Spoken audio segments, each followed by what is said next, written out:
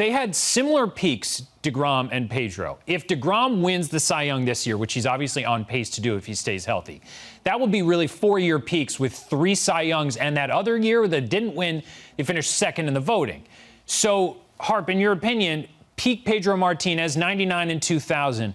How do you think that pitcher compares to what deGrom is right now? Very similar. He was that dominating. Let's not forget how great Pedro was. And, you know, winning the Cy Youngs, that solidified that he was going to be a Hall of Famer. I mean, just remember him dominating some of the best Yankee lineups you ever saw with the stuff he had. The big difference, though, was that, as said earlier, I mean, he was a guy who, part of his, what made him great was he intimidated hitters by coming inside. He wasn't afraid to hit guys, and that would keep them from going outside and getting that pitch outside. deGrom never does that because he's so good and his stuff is so electric that he just lives on the outside corner. Also, Harp, he's pitching in a different era, right? With the steroid era, clearly offense, you know, much more prevalent back then than it is this year, to say the least. But I almost feel like, and I love Pedro too, and it's different because we didn't watch him. At least I didn't. I'm not watching him every game the way that we are with deGrom here for the last several years.